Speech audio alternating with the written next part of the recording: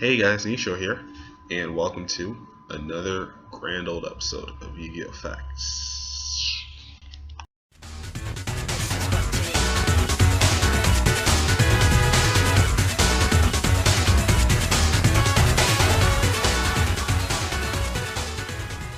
So, our topic today is levels of Yu-Gi-Oh! Playing. Now, there's professional, there's casual, there's collector, there's I only play because my friends play. It's very special. Very special kind. Um, so let's start off with I only play because my friends play. All right. So if you're one of those people, because that's how I feel for Vanguard. But if you're one of those people who only plays Yu-Gi-Oh because one of your friends play it, probability is you don't take it that seriously. Now, I mean, you may, but you may even be higher than a casual player because of this group type, which is why it's very special. But like the whole probability of you to keep playing is someone to be there for you, to basically to know that someone else that you know is also playing it as well, so that you don't feel like you're like left out, or you're like the only one doing it, or like you don't feel like doing it because this person's not doing it. Now, people like that, they actually tend to be pretty like good friends. They'll probably like give you something you need for free if they know that you really need it, and they'll probably like try to get it for you.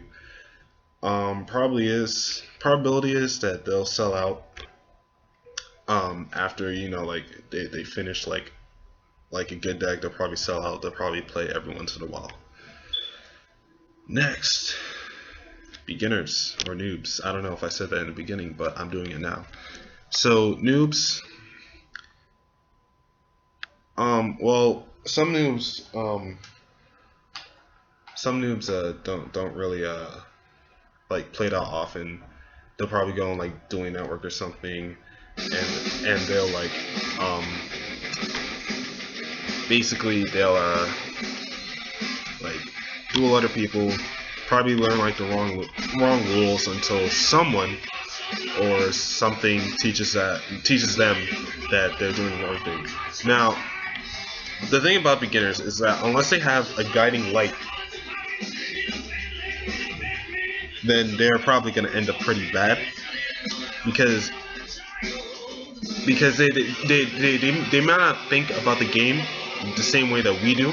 Well, now I don't want to say we as like I don't want to like say that we're superior, but but basically like they may have a different way of thinking about Yu-Gi-Oh, which will affect the way that they play, which will make their play styles a little more minus than plus. And the thing about it is, unless they see people that are a whole lot better than them, they're probably just gonna like end up in like the circle. Just keep listening. This isn't bullcrap. They're probably gonna end up in a circle where it's just a giant cycle of them.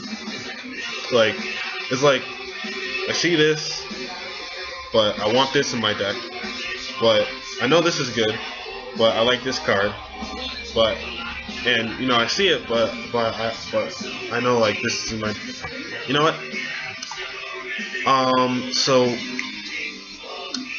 right back in a second.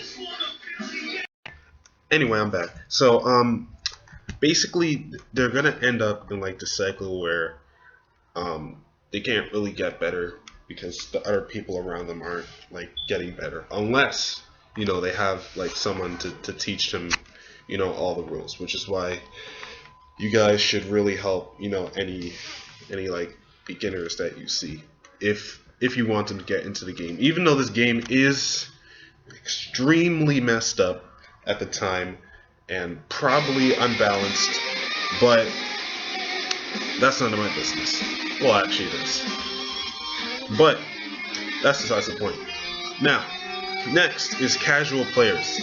Players that go on, like Yu-Gi-Oh! Pro or Dueling Network, like 3-4 times a week, testing out decks, just like going to locals every once in a while, but not really taking the game to a professional level. Like, let's say someone was running, like I don't want to say a deck that is going to be noobish. Like, all right, so let's say they was running a volcanic deck, right? Now, in this day and format, it's a pretty old deck. I'm not saying that it can't do anything, but I'm just saying that it's irrelevant. So the fact that the deck is irrelevant, the person may be oblivious to that, but they use the deck because they like it. No, not because they want to be like all top. Casual players use decks because they like decks, and that is a good thing. See, that's a trait that not a lot of people have. But as I said before, they're probably not gonna top or anything, but they just play Yu-Gi-Oh because they like it.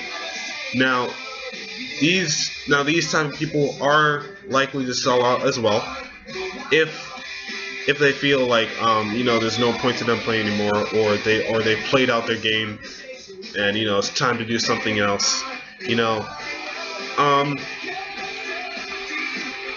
And these type of people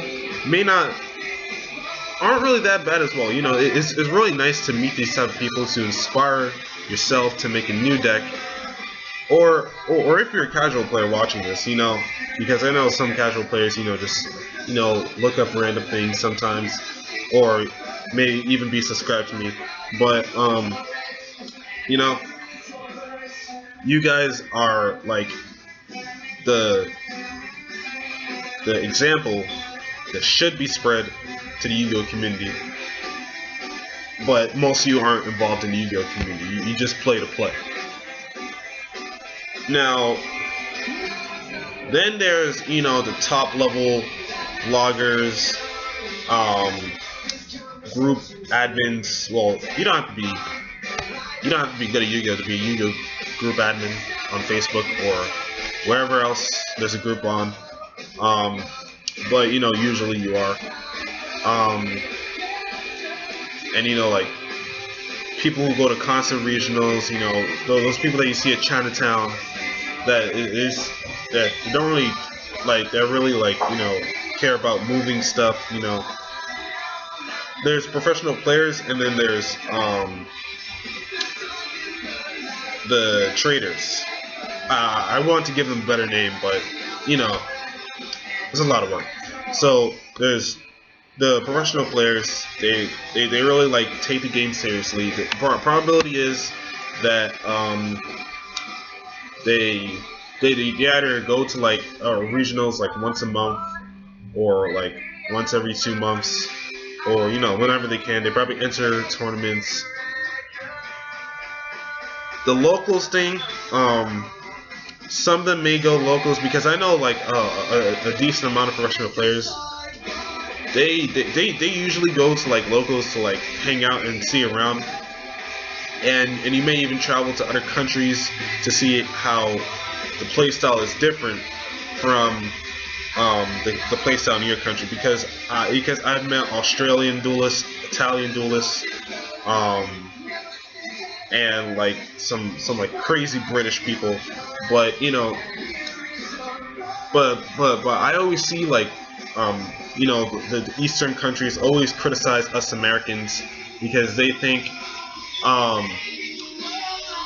our playstyle is so reckless and so OTK based, which most of the time is kind of true, but we all have our opinions. And so then there's the professional traders. For professional traders, what when I say professional traders, I mean, well, you're probably gonna trade like once in your Yu-Gi-Oh career, even if you're a beginner. So yeah. Well, let's just say professional traders. They like they're the people that like collect cores from people that they meet. Well, like collect cards to make cores or collect cards that may be worth money, just like make money off the game.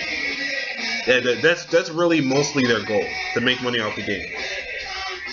Now, being now actually playing, they may be like something like a casual player only using a deck that they use. I mean, only using a deck that they like, and that isn't a bad thing either. But they may rip you off just to get money. So be cautious. Not everyone knows like the exact prices of every single card, and some people underball, some people like just throw it out of the park. Yeah. So I just wanted to let that out. Those are different types of Yu-Gi-Oh players as I see it. If I missed something, tell me. If you think I'm wrong, tell me. We can have a conversation about this. Or you can just prove me wrong, like straight up. So this is Nisha here. This was a test. Yu-Gi-Oh! Factz the Silk. And peace out.